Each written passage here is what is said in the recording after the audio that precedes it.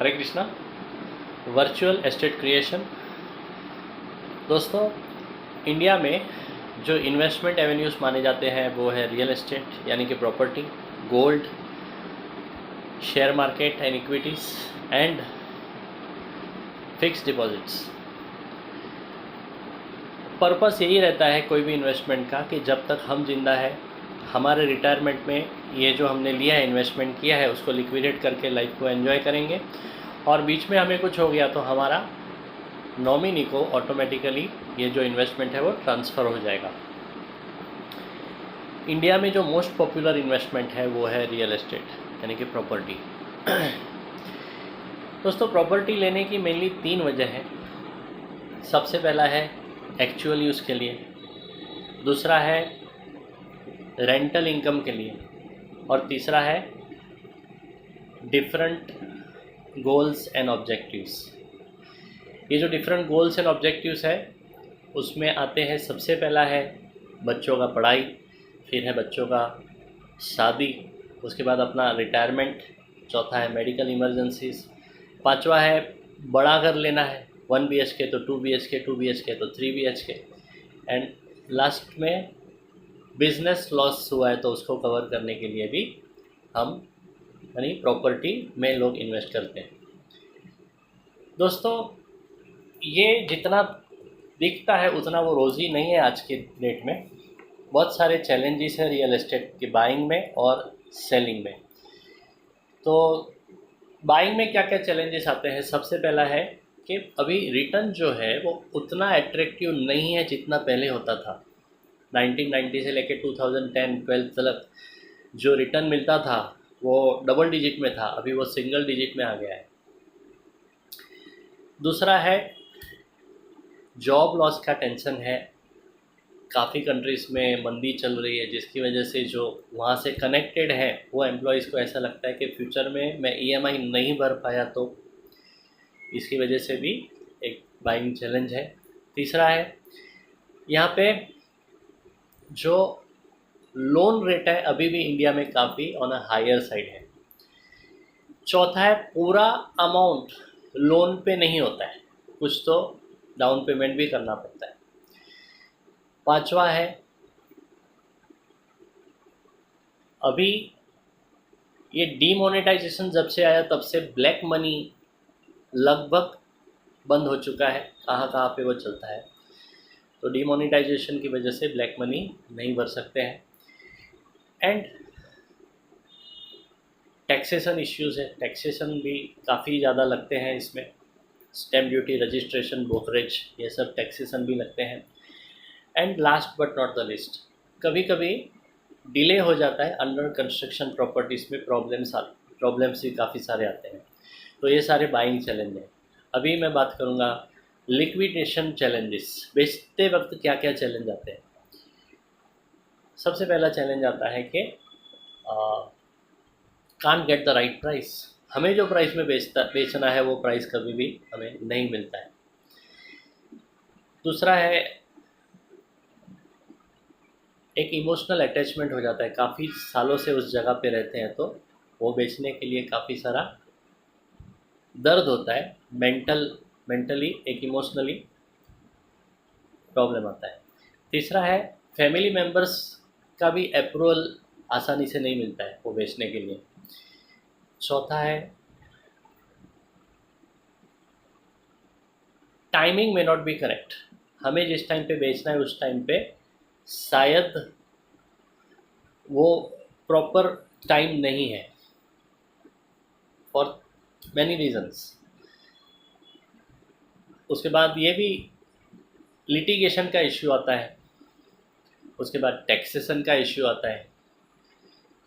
बेचते वक्त वो टैक्सेबल है प्रॉपर्टी तो इसके लिए टैक्स भी भरना पड़ेगा। और एक और है डिमांड सप्लाई चैलेंजेस।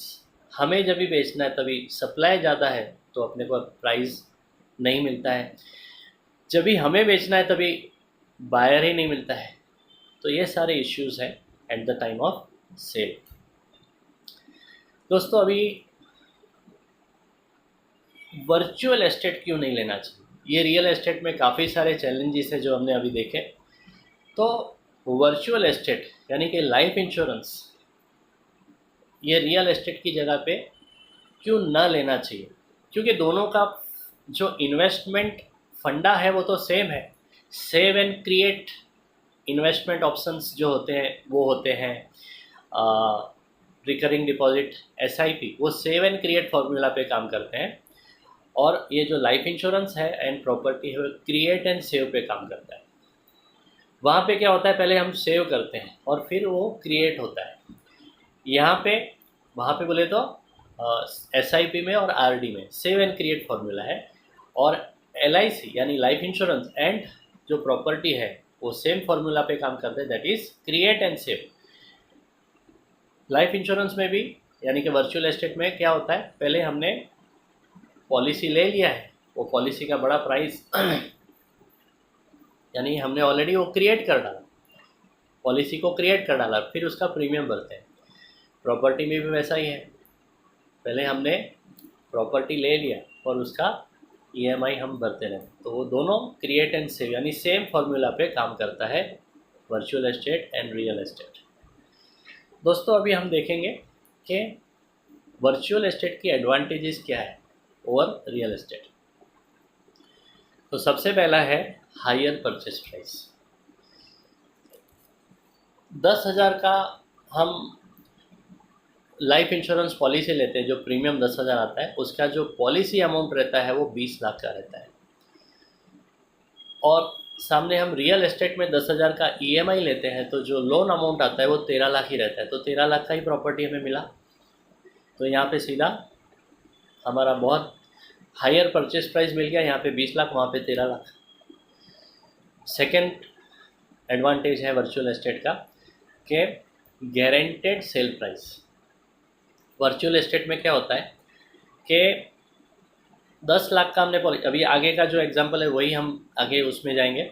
10 लाख का हमने पॉलिसी लिया है, 20 लाख का पॉलिसी लिया है 10,000 का प्रीमियम पे, 20 लाख का प्रॉपर्टी पे।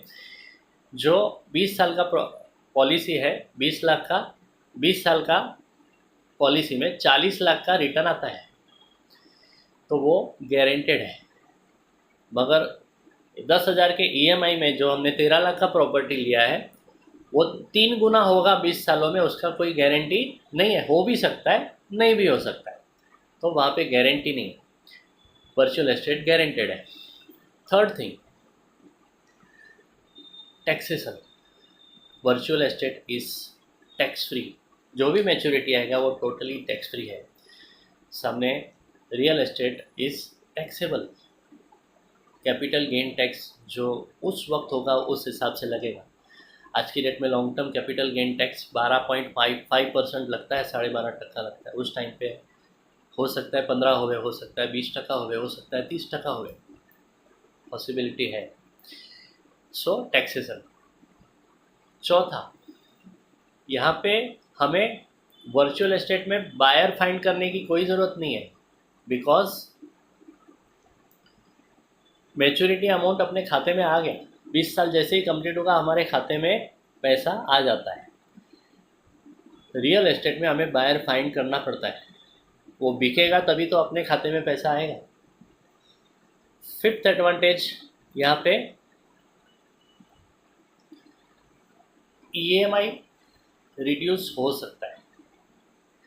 अगर ईएमआई हम भरने को कभी भारी पड़ता है तो वर्चुअल एस्टेट में ईएमआई रिड्यूस हम कर सकते हैं, मगर रियल एस्टेट में ईएमआई को रिड्यूस नहीं कर सकते। उसके बाद वर्चुअल एस्टेट ईएमआई जो होता है वो इक्वल रहता है फॉर द एंटायर टर्म। 20 साल का है तो 20 साल तक ईएमआई सेम रहेगा, मगर यहाँ पे फ्लक्चुएट होते रहेगा। जैसे रेट ऑफ इंटरेस्ट में ऊपर नीचे होता है वैसे वो बढ़ते घटते रहता है। और एक बात ऐसी भी है कि जब भी रेट ऑफ इंटरेस्ट बढ़ता है तो बैंक वाले तुरंत वो बढ़ा डालते हैं, मगर जब भी घटता है ना तभी वो घटाते नहीं है। उसके लिए हमें बैंक में जाके हमें उसके लिए बात करनी पड़ती है कि भाई अभी रेट ऑफ इंटरेस्ट घटा है तो हमारा भी घटा के दो। काफ़ी किस्सों में ऐसा होता है। सेवेंथ एडवांटेज है वर्चुअल एस्टेट में ईएमआई डिस्काउंट मिलता है। कोई कोई पॉलिसी में, जैसे कि जीवन लाभ पॉलिसी है, 25 साल का प्लान है, 16 साल ही बनना है, 9 साल का डिस्काउंट। 21 साल का प्लान है, 15 साल बनना है, 6 साल का डिस्काउंट। 16 साल का प्लान है, 10 साल ही बनना है, 6 साल का डिस्काउंट। वैसे कोई ईएमआई डिस्काउंट रियल एस्टेट में नहीं मिलता है। Eighth advantage, maintenance virtual estate में जीरो है। रियल एस्टेट में जो maintenance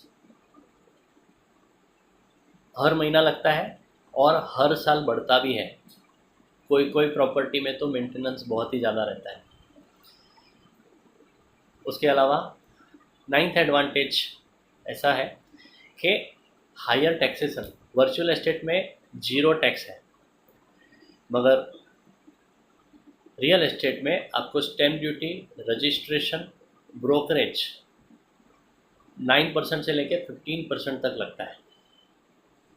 so higher taxation. 1 crore की प्रॉपर्टी है तो 9 से 15 लाख का स्टैम्प ड्यूटी, रजिस्ट्रेशन, ब्रोकरेज का चार्जेस लगता है। उसके बाद आपका जो प्रॉपर्टी है वर्चुअल एस्टेट में गवर्नमेंट एक्वायर नहीं कर सकती, बिकॉज वो वर्चुअल एस्टेट है। मगर रियल एस्टेट में गवर्नमेंट प्रॉपर्टी को एक्वायर कर सकती है in case of town planning. Road widening project है गवर्नमेंट का, या तो इंडस्ट्रियल प्रोजेक्ट है, या तो रेलवे का प्रोजेक्ट है, तो उसमें आपका प्रॉपर्टी को गवर्नमेंट एक्वायर कर सकती है। उसके अलावा नेचुरल कैलेमिटीज़, वर्चुअल एस्टेट को कोई नुकसान नहीं होता है, मगर रियल एस्टेट में नेचुरल कैलेमिटीज़ जैसे कि फ्लड आया, जैसे कि सुनामी आया, जैसे कि अर्थक्वेक आया, उसमें बहुत सारा नुकसान होता है। रियल एस्टेट में काफ़ी नुकसान होता है।